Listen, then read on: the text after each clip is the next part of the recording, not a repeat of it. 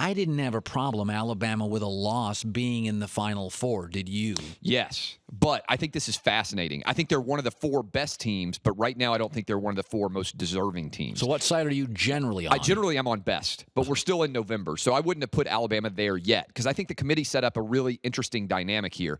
First of all, I don't think Notre Dame should be 5 either. I would not have had them there. I don't think Ohio State should have been 3. I would have given Michigan State the nod because they played a tougher schedule. I would have allowed more fluctuation to take place as the season continues. To me, the real challenge here the committee's going to find itself in is, what if LSU loses this close game? What if they lose 20-17? They lose to a top 4 team on the road by 3. Do you drop them beneath Notre Dame? Are they going to stay around 5 or 6? They're in the running even as a one-loss team to get back in there. And so the way that I would look at it is I would say in early November, we're going to reward the most deserving teams and hope that as the season progresses, the most deserving manages to meld into the best, which often happens, right? You end up by the end of the year, the teams that are typically the most deserving also tend to, hopefully, be the best. Yes. And I think that's the challenge right now. So you early in a season, you're with most deserving. Yes, but because I look at based on exactly what happens on the field, and we haven't seen most of the good teams play. Yeah, Baylor's good, tough 10 games don't happen until the next month. All of the Big 12's top games. And I think Oklahoma may be the best team in the Big 12, and they lost a game to Texas. What I love about college football is, one, all we do is argue.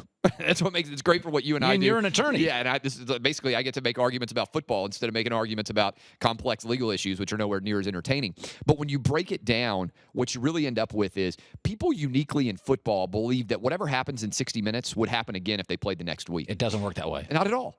And so they don't think that way in basketball, for instance. Like a 7-game series, the NBA champ may lose by 25 points in one game. Like, it doesn't necessarily, and when you kind of put it in people's mind like this, think of a football game as one 60-minute window that you pull out of a never-ending game. Like, imagine if they played for 6,000 hours. The better team typically is going to win in 6,000 hours, right? Right. But in 60 minutes, anything can happen. Think about your own lives. Like, how much different could you be in one 60-minute period than you are in one 24-hour period? You get the person at the right time, bad moments, sitting in traffic. Like, you're going to act totally differently one moment than another. And that's what I love about college football and football in general. But it's also frustrating because fans tend to believe. Like, I got killed last year when Ohio State won the national championship. I went on right afterwards on the field and I said, I think Alabama would beat this team if they played next week.